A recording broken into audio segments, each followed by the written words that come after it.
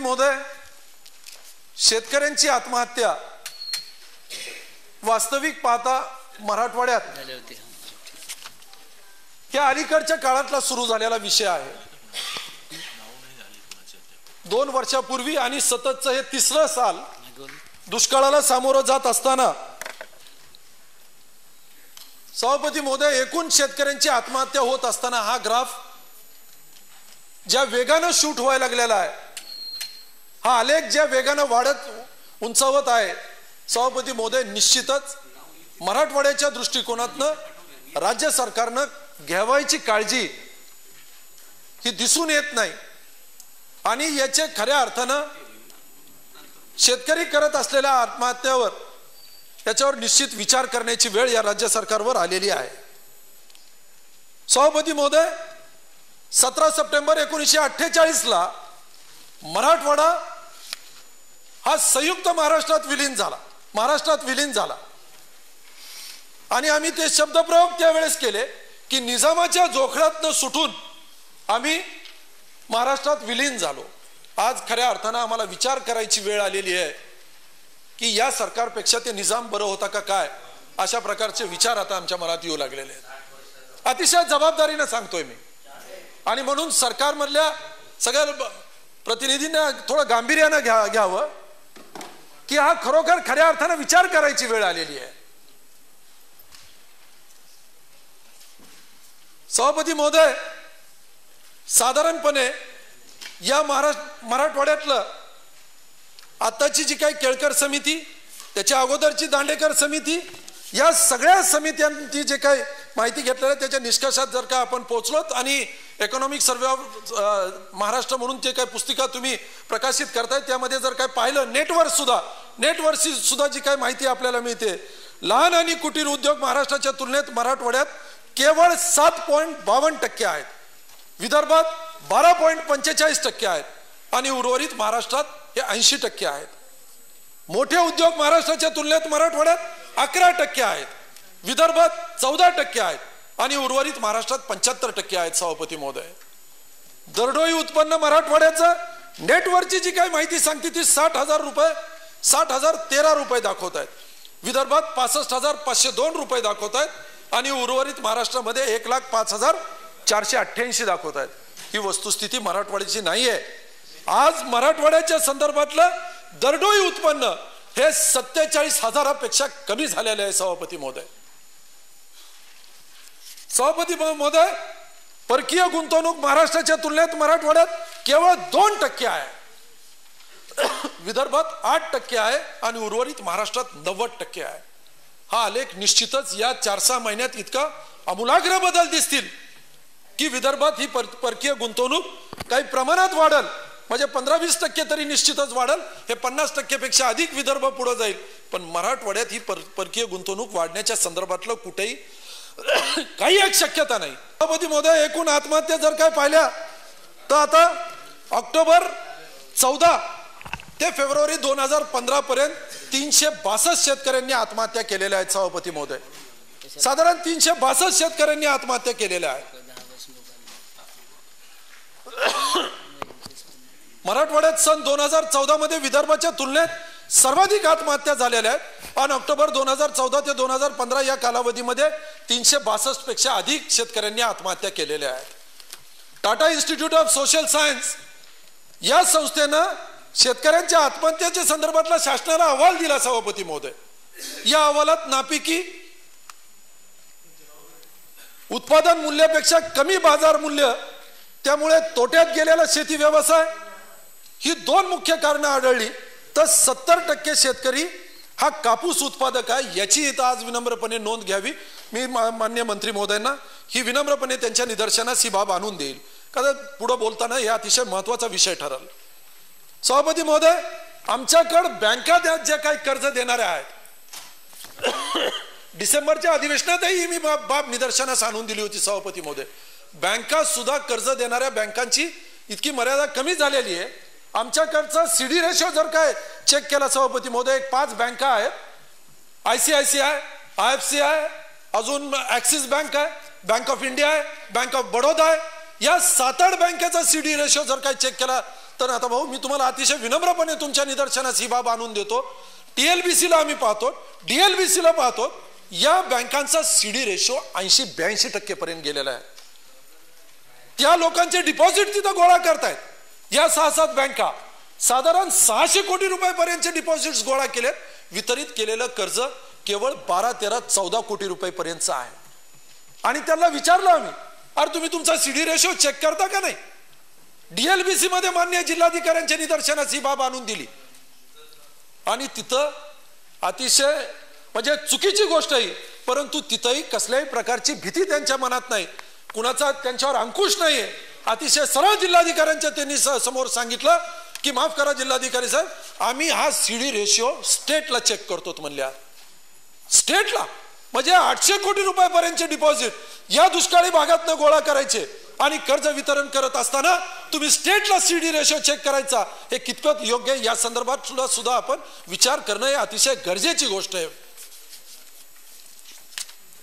सभापती महोदय, आज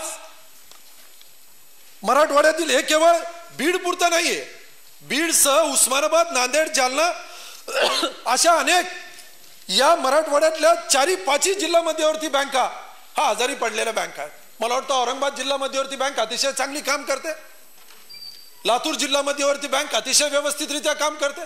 साधारण 4 ते 5 जिल्हा 4 बँका ज्या काय आहेत त्यात बीड सुद्धा येते. ही डबगाईला आलेली बँक आहे.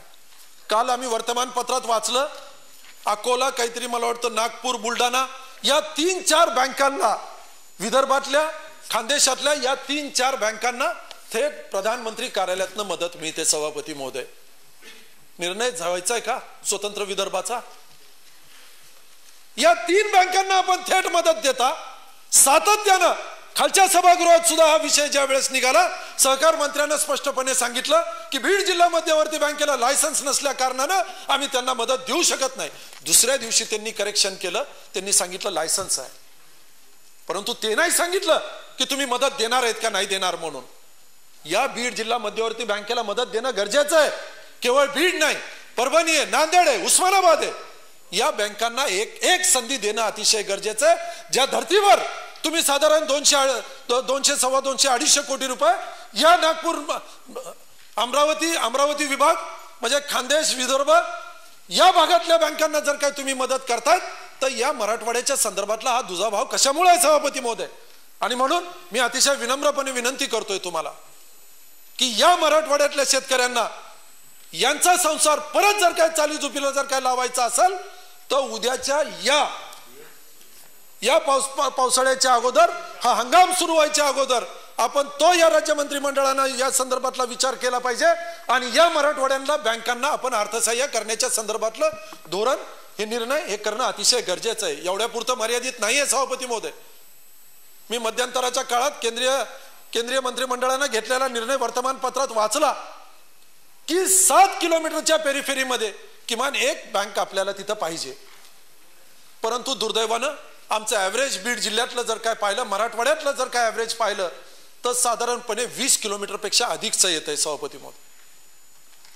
मग त्यांनी सांगायचं आमच्याकडे कामच अधिकचं आहे, आमच्याकडे लोडच अधिकचं आहे, आमच्याकडे कर्मचारीच कमी आहेत, हे कोण करणार, आता वेळ कमी आहे. सभापती महोदय, या सगळ्यात आमचा शेतकरी भरडला चाललेला आहे. ही एक अतिशय महत्वाची बाब सरकारने याची नोंद घ्यावी आणि मला हे आपल्या उत्तरामध्ये हाही विषय अभिप्रेत आहे.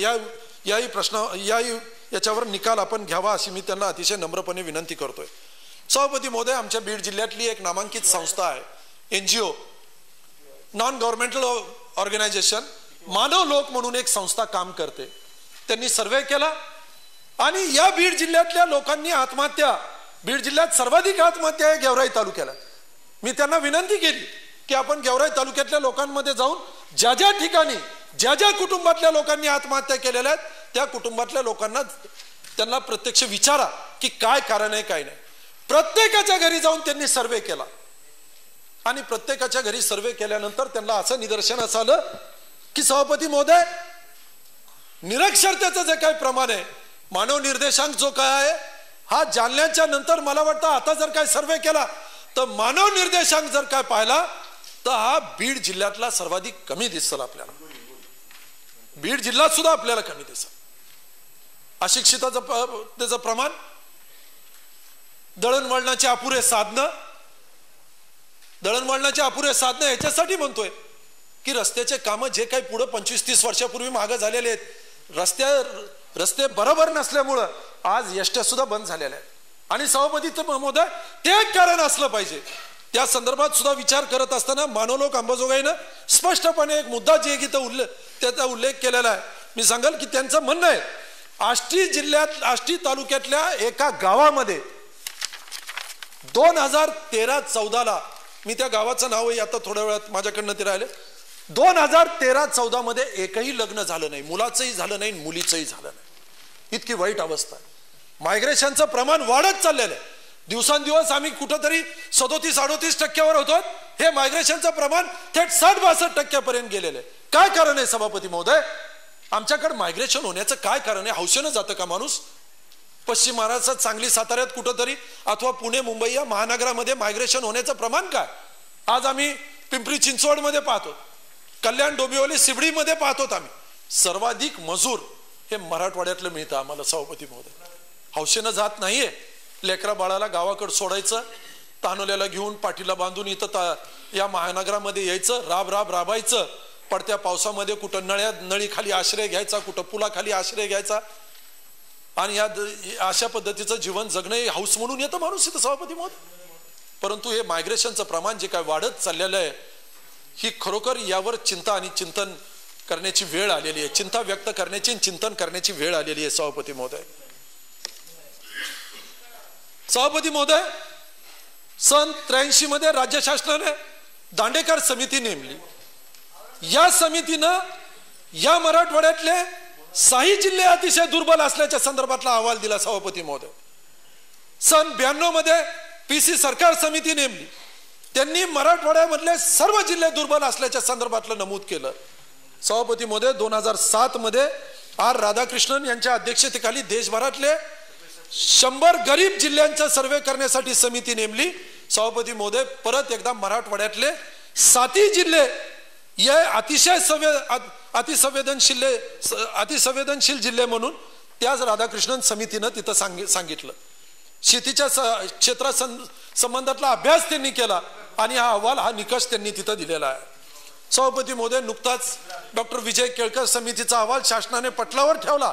त्याच्यावर चर्चा होऊ शकली नाही. परंतु त्याही समितीमध्ये शंका वाटती कधी कधी, हा केळकर समितीचा अहवाल मराठवाड्यासाठी होता का विदर्भाचा बॅकलॉग भरून काढण्यासाठी होता, अशा प्रकारची शंका वाटू लागली.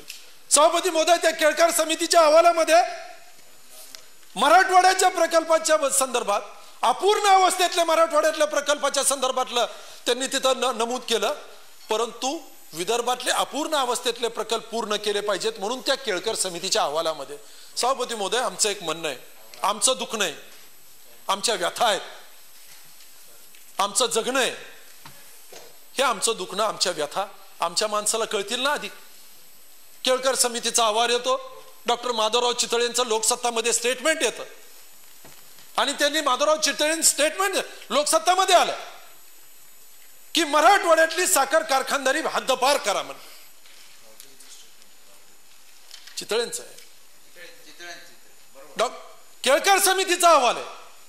आणि त्या केळकर समितीचा अहवाल मराठवाड्याचा बॅकलॉग कॅल्क्युलेट करायला त्याच्यात लिहिलेलं आहे की विदर्भातले प्रकल्प पूर्णत्वाकडे गेलं पाहिजे. आमचं काही दुमत नाहीये, पण या मराठवाड्याच्या प्रकल्पाच्या संदर्भात आपण काही बोलणार आहात का नाही? काल राज्यपालांच्या अभिभाषणावर बोलत असताना ज्या वेळेस मी या मराठवाड्यातल्या प्रकल्पाच्या संदर्भात मी विचारणा केली, त्यांनी सांगितलं की आम्ही जलसंपदा विभागाला हे पूर्ण राज्यातले प्रकल्प पूर्ण करण्यासाठी काही 7 का काय हजार कोटी रुपये आपण तिथं दिल्याच्या संदर्भातला उल्लेख केला. मराठवाड्यातला प्रकल्प एकही नाहीये. त्यामध्ये तुमच्या निकषामध्ये मराठवाड्यातला प्रकल्पच बसत नाही. 75% पूर्ण झालेल्या प्रकल्पाला आपण पैसे देणार आहात. 75% पूर्ण झालेला मराठवाड्यातला प्रकल्प नाही. दुधना प्रकल्प आहे, जायकवाडी आहे, जायकवाडीचा दुसरा टप्पा अजूनही अपूर्ण अवस्थेत आहे. तीच परिस्थिती दुधनाच्या संदर्भातला आहे. अपूर्ण अवस्थेतले प्रकल्प वर्षानुवर्ष पडलेले 30-35 वर्षापासून, आणि ज्या वेळेस पैसे द्यायची वेळ येते परत एकदा नव्यानं परत एकदा त्या प्रस्तावावर विचार करण्याची वेळ येते, त्यावेळेस त्याचं एस्टिमेट कुठलच्या कुठे गेलेलं असतं. 150-200 पट वाढलेलं असतं, कारण ते एस्टिमेट नेमकं निघतं आपल्या हातातनं 15-20 वर्षानंतर. का होणार नाहीये हे? आणि म्हणूनच या वर्षी मराठवाड्यातला एकही प्रकल्प हा पूर्णत्वाकडे म्हणण्यापेक्षा चालू होईल का नाही अशा प्रकारची शंका वाटू लागलेली आहे. सभापती महोदय, सभापती महोदय, आमच्याकडे वास्तविक पाहता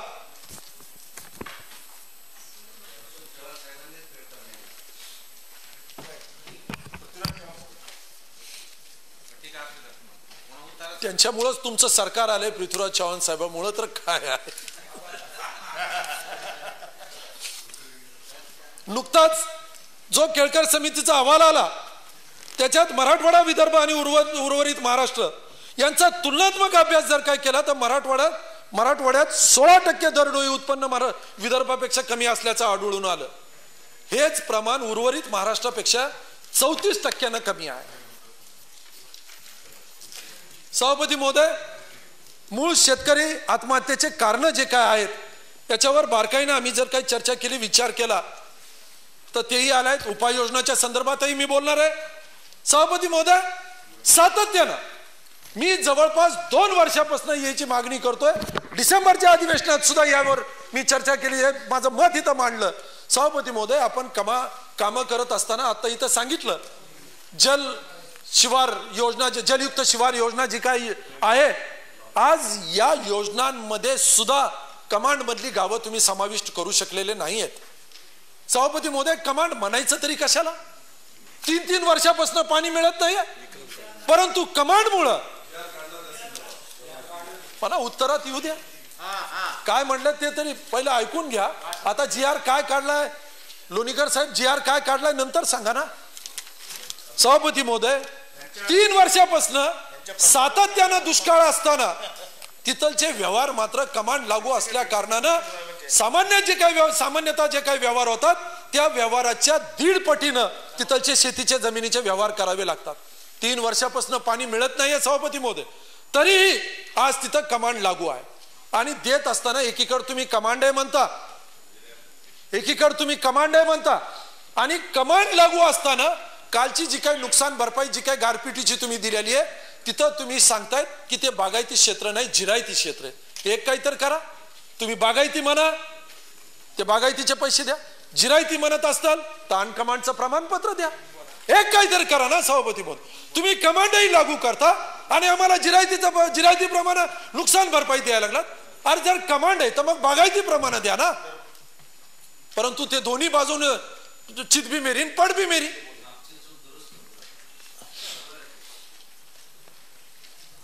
सभापती महोदय,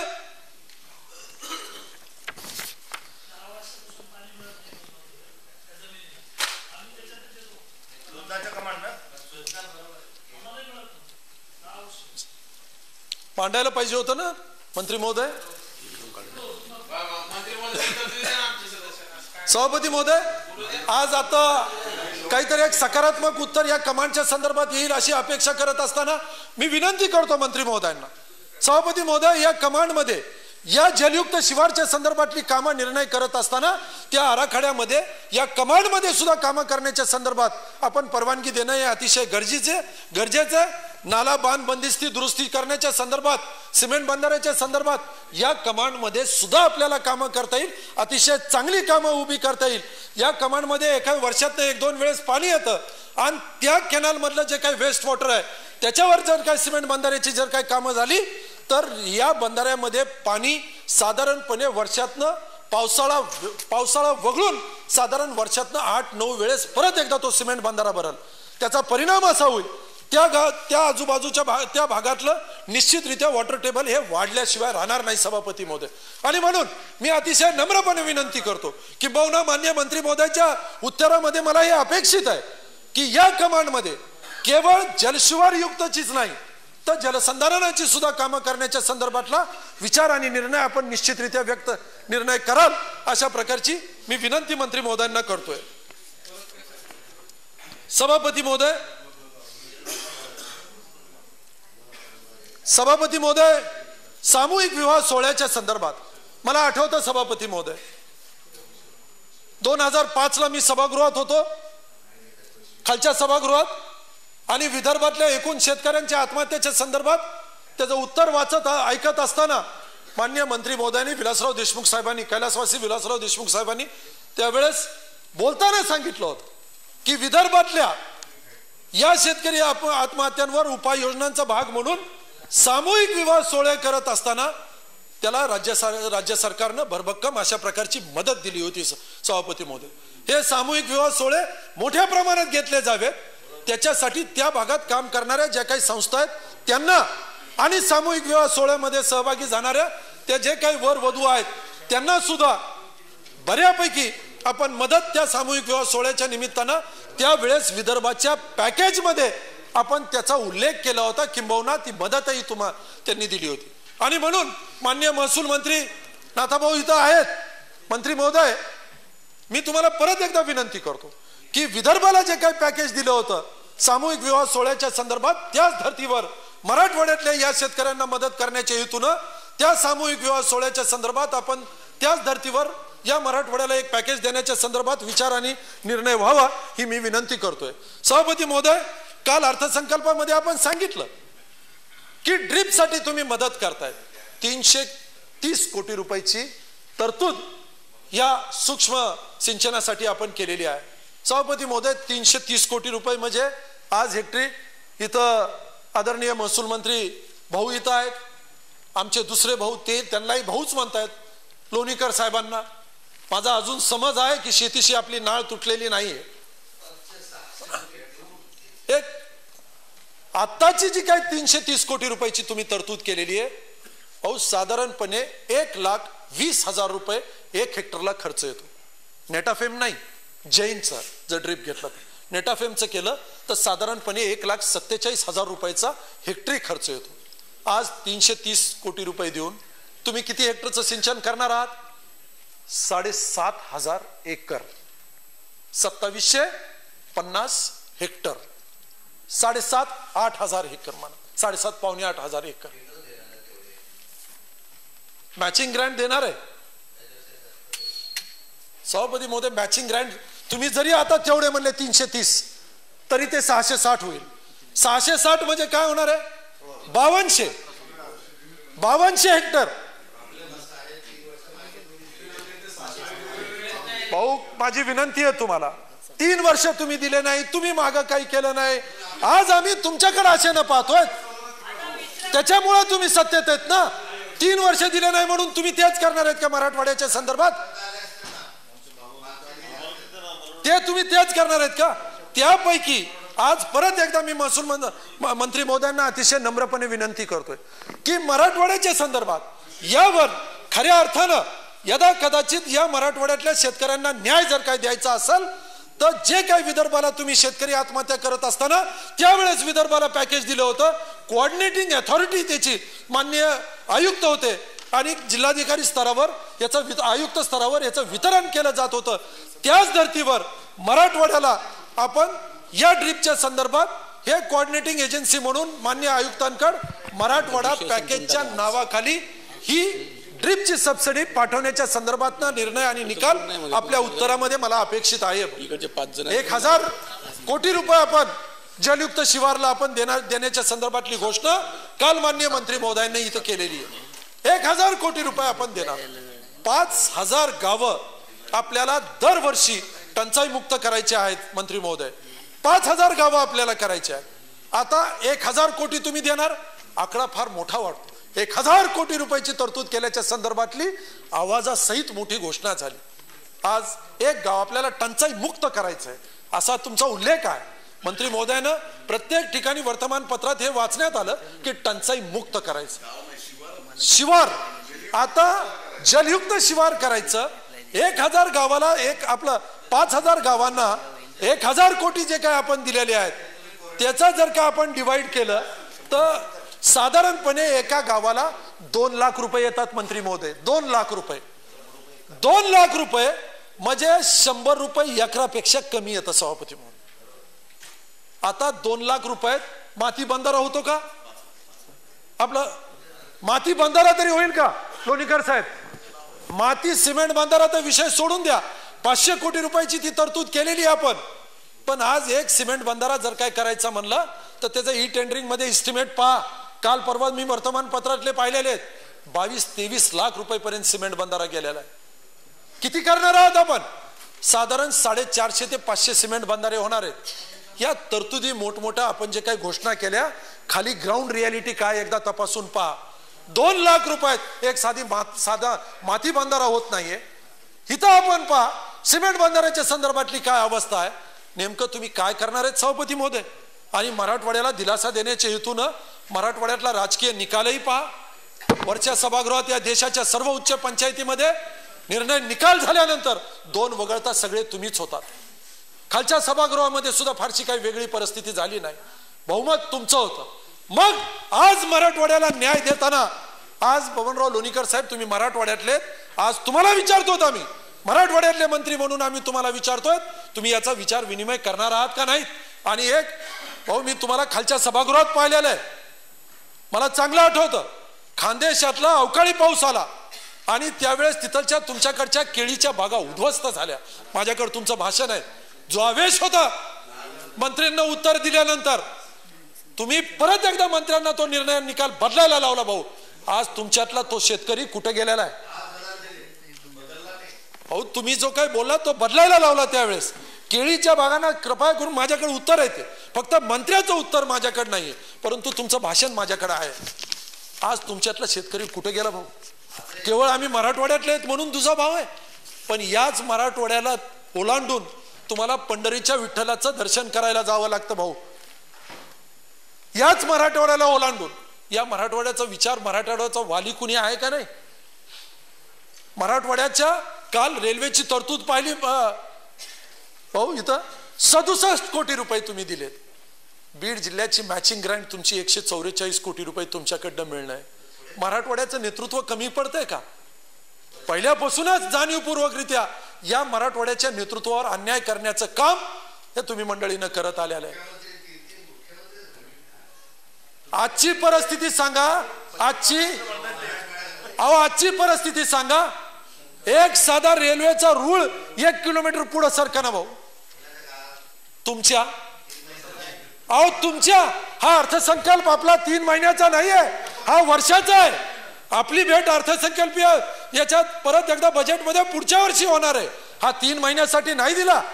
आणि म्हणून मराठवाड्याच्या संदर्भात जाणीवपूर्वकरित्या दुर्लक्ष करण्याचं पाप यदा कदाचित जर काही तुम्ही करत असताल तर ही मराठवाड्याची जनता निश्चितरित्या तुम्हाला जाब विचारल्याशिवाय राहणार नाहीये. सभापती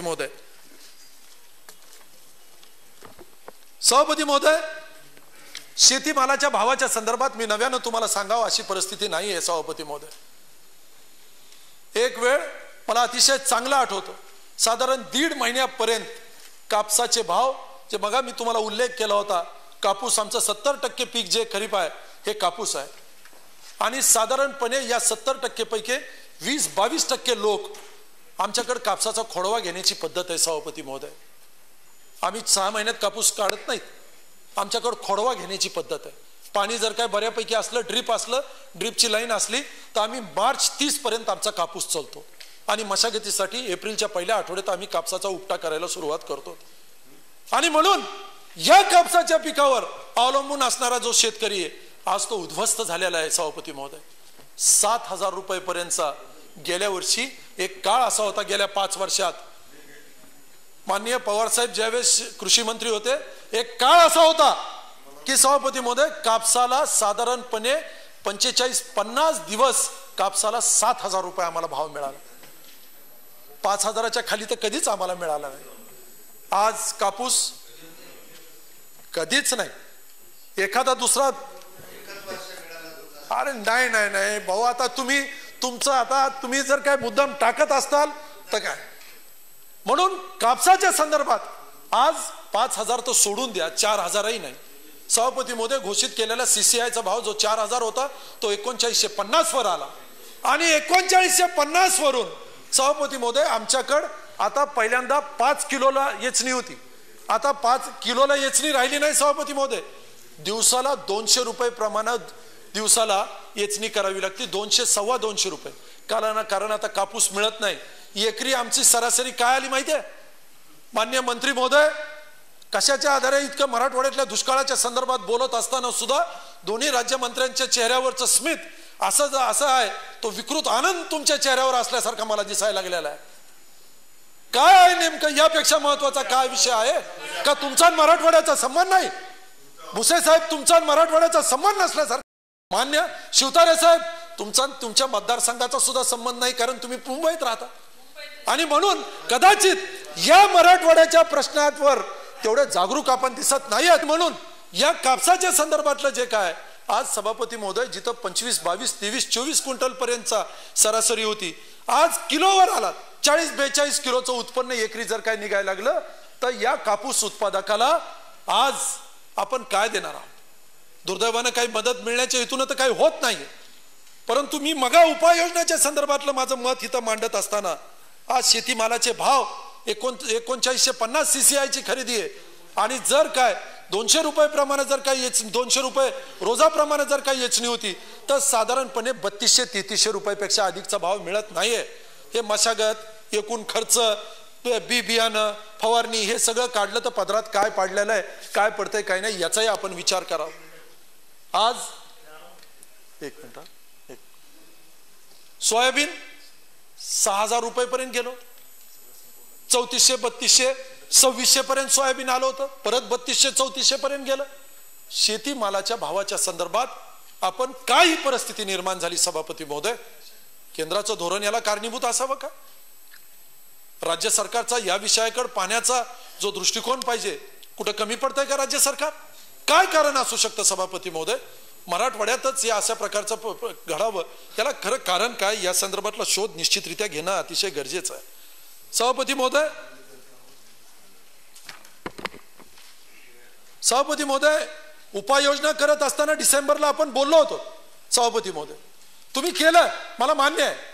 शेतकऱ्याचं पीक कर्जाचा हप्ता जो काय आहे सभापती महोदय, त्या शेतकऱ्याच्या पीक कर्जाच्या हप्त्याचं पुनर्गठन केलं, हे मी मान्य करतो.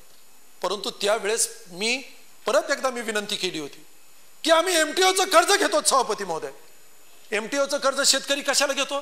मोटर पाईपलाईनसाठी अथवा शेतीमध्ये इन्फ्रास्ट्रक्चर डेव्हलप अपग्रेड करण्यासाठी आपण MTOचं कर्ज घेतो. मोटर पाईपलाईन म्हणजे अर्थात त्याच्यासाठीच घेतो, इन्फ्रास्ट्रक्चर अपग्रेडेशनसाठी आपण घेतोय, म्हणजे शेतीसाठी घेतोय. मोटरसायकलसाठी घेतो MTOचं कर्ज, होंडा सिटी घ्यायला म्हणून घेतोय आम्ही MTOचं कर्ज. आमच्या शेतीमध्ये साधन आणि सुविधा अभाव असणाऱ्या शेतकऱ्यांना आपण MTOचं कर्ज देत असताना हा MTOचं कर्ज शेतामध्ये पिकलंच नाही, पिकलं नाही तर विकलं नाही, मग तेच धोरण त्या MTOच्या कर्जासाठी का लागू होत नाही सभापती? मग 3 वर्ष सातत्यानं या मराठवाड्यातला शेतकरी हा दुष्काळाला सामोरं जातोय, इतक्या कठीण परिस्थिती दुष्काळाला सामोरं जातोय सभापती महोदय. आणि मग अशा प्रतिकूल परिस्थितीमध्ये या मराठवाड्यातल्या शेतकऱ्याला आपण दिलासा देण्याच्या हेतूनं या MTOच्या कर्जाच्या संदर्भात याचे जे काही या कर्जाचे हप्ते आहेत, आम्ही माफी मागत नाहीयेत. माफी तुम्ही देऊ शकत नाही. आणि म्हणूनच या सभागृहामध्ये इथं सांगतो, माफी तुम्ही देऊ शकत नाहीत. शेतकऱ्याचा जाणता राजा म्हणून पवार साहेबच हे माफी देऊ शकतात. आणि म्हणून त्या पवार साहेबाला आम्ही जाणता राजा म्हणतो. कुणीतरी परवा दिवशी आक्षेप घेतला होता सभागृहात, नाही आहेत ते जाणता राजा म्हणजे काय, हेच याचं कारण हे, याचं उत्तर हे. माफी तुम्ही नाही देऊ शकत, परंतु किमान या MTOच्या कर्जाचं आमचं एक प्रामाणिक मत आहे, प्रामाणिक तुम्हाला शिफारस आहे की किमान या MTOच्या कर्जाच्या हप्त्याचं आणि व्याजाचं आपण पुनर्गठन करावं. आणि करणार आहात का नाही या संदर्भातलं उत्तर, या संदर्भातला निर्णय आपल्या उत्तरामध्ये मला अपेक्षित आहे. सभापती महोदय, उपाययोजना करत असताना जायकवाडीच्या पाण्याच्या संदर्भात सातत्यानं, म्हणजे आज नाहीये विषय, 2-2.5 वर्षापासून हा विषय येतोय, समन्यायी वाटप जायकवाडीच्या संदर्भात. आता परत एकदा ते येईल, तुम्ही नाही करू शकले, आपण करून दाखवा. आणि या मराठवाड्याला दिलासा देण्याच्या हेतूनं इथलची MIDC असेल, इथलचे जे काही शेतकरी आहे, या शेतकऱ्यांचे आज एकदा ऊस लावला आणि दुसऱ्या वर्षी मोडायचा, काय परवडणार आहे का सभापती महोदय? बेण्याची किंमत काय? आज बियाणं कुठपर्यंत चाललंय, खत बियाणं कुठपर्यंत चाललेलं आहे, मशागती कुठपर्यंत चाललेलं आहे. 1 वर्षाचं पीक घ्यायचं आणि पाऊस नाही झाला, जायकवाडीचं पाणी नाही सुटलं म्हणून ते ऊसाची शेती नांगरून टाकायची सभापती महोदय. आजही केवळ आणि केवळ साधारणपणे 153 MM³ पाणी हे ढालेगाव पर्यंत म्हणजे मराठवाड्यातल्या ह्या सर्व जे काही बंधारे आहेत, बॅरेजेस आहेत, हे बॅरेजेस जर काय भरायचे असतील तर आज त्यावेळेस 223 MM³ पाणी लागत होतं 6 महिन्यासाठी. आज केवळ 150 MM³ पाणी पाहिजे आणि ते पाणी यदा कदाचित जर काय दिलं थेट ढालेगाव पर्यंत, नांदेडच्या जवळ मुदगलच्या बंधाऱ्यापर्यंत, त्याच्या पुढेपर्यंत, तर या मराठवाड्यातले जे काही या मराठवाड्यातलं नेतृत्व कैलासवासी विलासराव देशमुख साहेब, त्यानंतर माजी मुख्यमंत्री आदरणीय अजितदादा यांनी उभा केलेले हे जे काय बॅरेजेस आहेत, आज या बॅरेजेसमध्ये जर काय पाणी आलं तर हा मराठवाड्यातल्या शेतकऱ्याची शेती निश्चितरित्या परत एकदा जिवंत राहील, तो शेतकरी उभा राहू शकेल. या संदर्भातला निर्णय करणं अतिशय गरजेचं आहे सभापती महोदय. 18 TMC अंतर्गतले प्रकरण मी माननीय मंत्री महोदय इथं आहेत शिवतारे साहेब, ती अर्ध्या तासाची चर्चा होऊ शकली नाही, परंतु निश्चित तुम्ही त्याचं उत्तर द्यायला आलतात म्हणजे तुम्हाला हा विषय पूर्णतः अवगत आहे. या 18 TMCतले जे काही प्रकल्प आहेत सभापती महोदय, जायकवाडीच्या खोऱ्यातलं जे काही तुटीचं खोरं आहे साधारण 22 TMCचं, हे 18 TMCचे अर्धवट अवस्थेतले प्रकल्प, कुठं केटीवेर आहेत, पूर्ण न होऊ शकलेले प्रकल्प आहेत, सुरू न होऊ शकलेले प्रकल्प आहेत. आणि या सगळ्या प्रकल्पातनं हे 18 TMC पाणी आज त्यावेळेस निर्णय निकाल झाला आणि तत्कालीन जलसंपदा मंत्री यांनी 18 TMC पाणी उपलब्ध असल्याच्या संदर्भातला घोषणा आणि निर्णय करून टाकला. तुटीचं खोरं 22 TMCचं, 18 TMC मिळाले. लहान लहान प्रकल्प आहेत सभापती महोदय. आदरणीय मंत्री महोदय नाथाभाऊ इथं आहेत. भाऊ, या प्रकरणांना लँड ॲक्विजिशन करायची सुद्धा गरज नाहीये सभापती महोदय. हे जे लहान लहान 18 TMCचे जे काही प्रकल्प आहेत 600 हेक्टर पर्यंतचे, आणि म्हणून जलसंधारण विभागाचे, जलसंपदाचे नाही, ते घोषणा त्यांनी केली 18 TMC, पण जलसंधारण विभागाचे जे काही 18 TMCचे हे प्रकल्प आहेत 600 हेक्टरचे, याला लँड ॲक्विजिशनची फारशी काही मोठी नाही आहे. लहान लहान प्रकल्प 1.5 कोटी, 2.25 कोटी, 2.5 कोटी, 3 कोटी याच्या वरचे नाही आहेत. 100 कोटी 150 कोटी देण्याची गरज नाहीये. परंतु हे प्रकल्प जर काही पूर्णत्वाकडे गेले तर मी तुम्हाला विश्वास देतो की नव्यानं या बीड जिल्ह्यातली एकट्या या बीड जिल्ह्यातली, मराठवाड्यातले तसे 173 प्रकल्प आहेत, पण एकट्या या बीड जिल्ह्यातली साधारणपणे 37,000 एकर जमीन ही सिंचनाखाली. एकटेच बोलणार आहेत ते 260 वरच्या प्रस्तावावर मी माझं मत मांडायला उभा आहे. मला आता बोला माझं बोलण्याबद्दल काही नाही, फक्त तुम्हाला सूचना केली. 45 मिनिटं झाली, बोला. या प्रकल्पाच्या संदर्भात आपण निर्णय करत असताना त्याचा आराखडा तयार केलेला आहे मंत्री महोदय. दुर्दैवानं त्या आराखड्यामध्ये सुद्धा मराठवाड्यातलं केवळ 28 प्रकल्प आहेत 173 पैकी, केवळ 28 प्रकल्प, आणि ते सुद्धा अधिकारी स्तरावर झालेले हे 28 प्रकल्प आहेत. या संदर्भातली आपण बैठक घेणार का आणि बैठक घेऊन या संदर्भातला निर्णय निकाल करणार का, हे मला आपल्या उत्तरामध्ये मंत्री महोदय मला अपेक्षित आहे. या नवीन प्रकल्पाच्या संदर्भात शिवतारे साहेब, मी तुम्हाला विनंती करतो की राज्य मंत्रिमंडळानं मान्य राज्यपालांच्या परवानगीसाठी तो प्रस्ताव पाठवला, परंतु दुर्दैवानं त्या संदर्भातली परवानगी मिळू शकली नाही. या संदर्भातला निर्णय निकाल करण्याच्या हेतूनं आपण तातडीनं बैठक मराठवाड्यातल्या काही प्रमुख लोकप्रतिनिधींना बोलून या संदर्भात या प्रकल्पांना, या 18 TMC पाण्याला न्याय देण्याच्या हेतूनं आपण बैठक घेऊन हा निर्णय निकाल करणार का, याचं आपल्या उत्तरामध्ये यावं ही अपेक्षा व्यक्त करतो सभापती महोदय.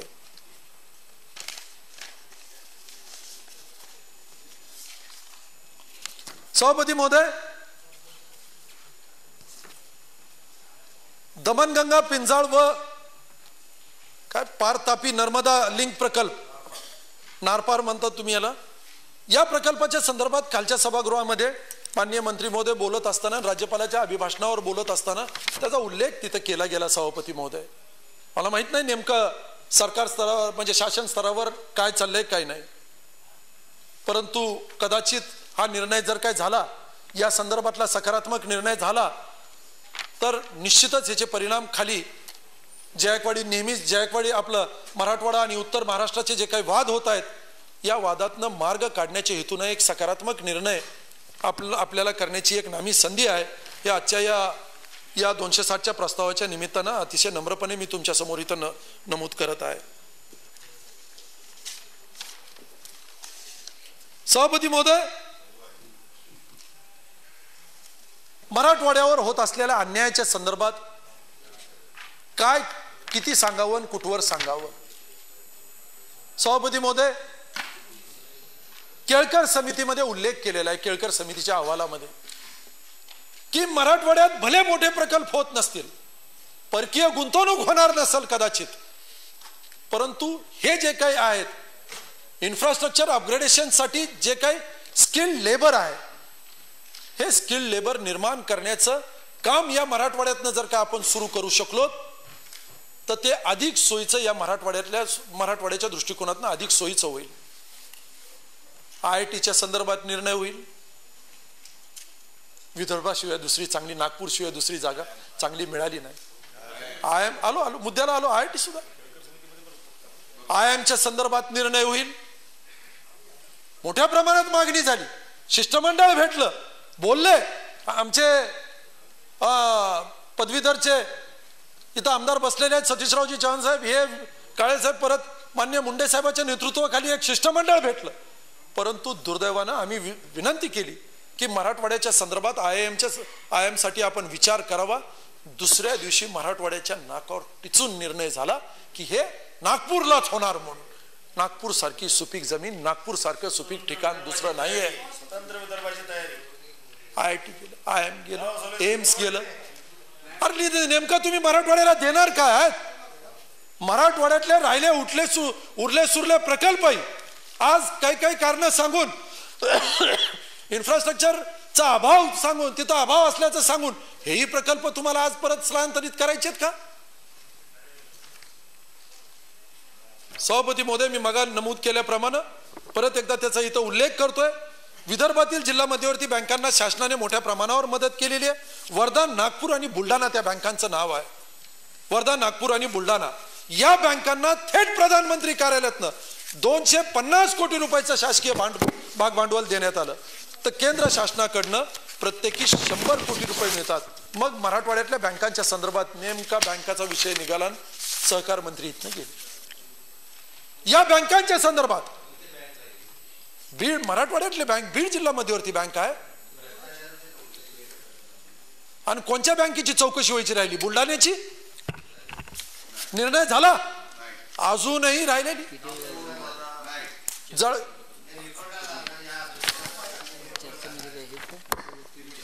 कारण तुम्ही जर शोधणार असताल, ना तर भाऊ, तर कदाचित भाऊ मला वाटत नाही या 5 वर्षात तुम्ही निर्णय निकाल करताल. तुमचा राग आमच्यावरचा असू शकतो, हे मी मान्य करतो, पण त्या मराठवाड्यातल्या शेतकऱ्यांनी ज्यांनी तुम्हाला मतं टाकले आणि इथं तुम्ही राज्यकर्ते म्हणून तुम्ही बसलेला आहेत, त्या मराठवाड्यातल्या शेतकऱ्यांनी काय पाप केलं बरं? तुमचा राग आमच्यावरचा स्वाभाविक आहे. परंतु हे काढत असताना चौकशा जर काय उस्मानाबादला नाही दिले, परभणीला नाही दिले, बीडला आपण मदत केली नाही. मी उस्मानाबाद, परभणी, बीड म्हणतोय.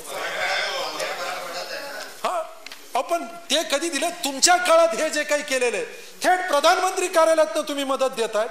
आणि बीडच्या संदर्भातला उदासीनता कशामुळे? तुमचा राग परत एकदा जुना काढतायत का काय भाऊ? तुम्ही सगळे मिळून तर बीडवरचा राग काढतायत. कशाला? या बीडवरचा जुना राग जर काय तुम्ही काढत असताल भाऊ, किमान आता तरी थांबा.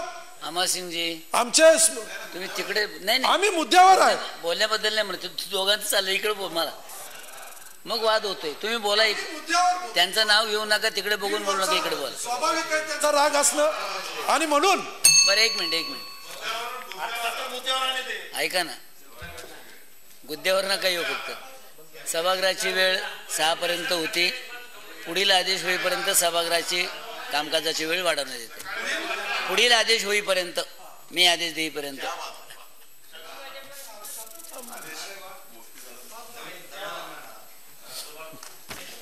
म्हणून सभापती महोदय, मी समजू शकतो काही राग वगैरे जुना असू शकेल, परंतु किमान आज ज्या मराठवाड्याच्या लोकांनी तुम्हाला खांद्यावर घेऊन नाचलेले त्या मराठवाड्याच्या जनतेवर आपण अन्याय करू नये ही एक माफक अपेक्षा इथं जर काही व्यक्त केली तर तो अतिशयोक्तीचा भाग ठरू नये. मराठवाडा वैधानिक विकास महामंडळाचा अध्यक्ष साधा नेमू शकले नाहीत तुम्ही. साधा एक मराठवाडा कुणाला द्यायचं काही नाही, त्याचा निर्णय निकाल करा लवकर. या संदर्भातला लवकर निर्णय निकाल जर काय केला तर या मराठवाडा वैधानिक विकास महामंडळाचा अध्यक्ष नेमला तर कदाचित या मराठवाड्यातलं इम्बॅलन्स जे काय ते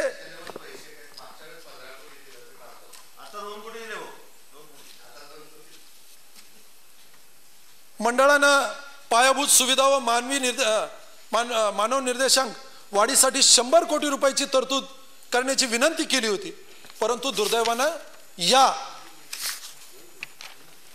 या अर्थसंकल्पामध्ये याचं नोंद घेतल्यासारखं कुठेही दिसून येत नाही. आज हे वैधानिक विकास महामंडळ जे काही चालवत आहेत ते तुमचे शासन स्तरावरचे अधिकारी आहेत, तुमचे IAS अथवा डेप्युटी कलेक्टर हे कोणीतरी तिथं आहेत, ते काय तुम्हाला मागणी करणार आहेत. आणि म्हणून मराठवाड्यातला एक लोकप्रतिनिधी ज्याला या मराठवाड्यातलं दुःख, ज्याला या मराठवाड्यातल्या वेदना, ज्याला या मराठवाड्यातल्या जनतेच्या भावना याच्याशी नाळ जुडलेली आहे, असा एक व्यक्ती तुम्हाला सापडू शकत जर काही नसेल तर हे दुर्दैव होईल. आणि म्हणून या संदर्भातला आपल्या उत्तरामध्ये माननीय मंत्री महोदय, मला अपेक्षा आहे की या संदर्भातला निर्णय आणि निकाल आपण लवकरच घ्याल आणि मराठवाडा आता संपवा. 1 तास झाला ना, 1 तास झाला ना, बाकीचे बोलायचे कन्क्लूड करा संपवतोय ना, असू द्या ना. 1 तास झाला. कपिल पाटील साहेब, ही पद्धत नाही ना, ही पद्धत नाही आहे. कन्क्लूड करा आता, कन्क्लूड करा तुम्ही आता, कन्क्लूड करा ना अमरसिंगजी. मी सांगतो तुम्हाला, तुम्ही कन्क्लूड करा. नाही संपवतोय, 5 मिनिटं लागतील. चला. आणि म्हणून या संदर्भात हा निर्णय आणि निकाल आपण लवकर घ्यावं ही नम्रपणे मी विनंती इथं करत आहे. सभापती महोदय, विषय अनेक मांडलेले आहेत इथं सभापती महोदय, पण या विषयाच्या संदर्भात मनरेगा अंतर्गत जी काही कामं आमच्याकडे जे होत आहेत सभापती महोदय, आज ते सुद्धा थांबलेले आहेत. 44,000 विहिरी आपण करण्याच्या संदर्भातला संकल्प तो सोडला असताना बीड जिल्ह्यातल्या एकाही विहिरीचं काम चालू नाही, किंबहुना मराठवाड्यात आमच्याकडे विहिरीची कामं चालू नाही. मनरेगाची कामं, रस्त्याची कामं तुम्ही बंद केलेले आहेत, विहिरीची कामं तुम्ही बंद केलेले आहेत, बांध बंदिस्तीची कामं होत नाहीयेत. मग नेमका मनरेगातली जी काही कामं आहेत आज होणारच नसतील तर काम करायची कोणचे सभापती महोदय? आज मनरेगाची जी काही मजुरी आहे, किती काम करा, सकाळी 7 वाजता जर का एखादा मजूर कामाला लागला तर 165 रुपयापेक्षा अधिकची हजेरी त्याला मिळत नाहीये, 165च्या वरची हजेरी मिळत नाहीये. काल माननीय केंद्रीय अर्थमंत्र्यांनी सांगितलं की 7वा वेतन आयोग लागू व्हायचा आहे. आज कर्मचारी संघटित आहेत, मी बोलणार तर आहेच, काय यायचं छापून येऊ द्या, त्यांचा हरकत एका गोष्टीला आहे, असू द्या. 7वा वेतन आयोग लागू व्हायचा आहे का? तर कर्मचारी संघटित आहेत म्हणून. परंतु हा असंघटित, गिरीश महाजन साहेब, आपण जरा, तुम्हाला किती वेळ सांगावं की तुम्ही सत्तेत आहात म्हणून. सभापती महोदय, 7वा वेतन लागू होत असताना आमचं हरकत त्या विषयाला नाही, हरकत एका विषयाला, त्या मनरेगातल्या मजुराला जर का 165 रुपयापेक्षा अधिकची मजुरी मिळत नाही, 7वा वेतन आयोग लागू होत असताना काही लोकांचे पगार, त्याच समाजात राहणाऱ्या काही लोकांचे पगार जे काय समाज व्यवस्थेतले 2.5-2 लाखापेक्षा वर जर जाणार असेल तर ही विषमता कुठं दूर करणार आहात आपण? 165 पेक्षा अधिक सकाळी 7 वाजता तो कामाला लागतो आणि संध्याकाळी 7 वाजेपर्यंत त्याच्या ब्रासप्रमाणे काम केलेलं जे काय ब्रासप्रमाणे त्याला पैसे द्यावं एवढी त्याची माफक अपेक्षा आहे. परंतु तुम्ही कायदा काढला आणि 165 रुपयापेक्षा अधिक आम्ही देणार नाहीत अतिशय स्पष्टपणे सांगितलं. काल 7वा वेतन आयोग लागू होणार, तुम्ही कुठं जाणार, तो कुठं राहणार, ही डिस्पॅरिटी पहा, याचा निश्चितरित्या विचार करा. लोक तुम्हाला विचारणार आहेत, हा फरक कशामुळे लोक विचारणार आहेत तुम्हाला. आणि म्हणून या संदर्भातला सुद्धा मनरेगातल्या या बीड जिल्ह्यातल्या मराठवाड्यातल्या कामाच्या संदर्भात आपण त्याचा आपल्या उत्तरामध्ये उल्लेख करत असताना या मनरेगातली हजेरी सुद्धा आपण वाढवणार आहात का नाही, आणि विहिरींचे कामं, रस्त्यांची कामं जी बंद अवस्थेतली आहेत ती चालू करणार आहात का नाही, या संदर्भातलं सुद्धा आपल्या उत्तरामध्ये अपेक्षित आहेत. परत एकदा सभापती महोदय, मी मला माझं मत मांडण्याची संधी दिल्याबद्दल मी आपले आभार मानून मी इथं संपवतो. जय हिंद, जय महाराष्ट्र. धन्यवाद.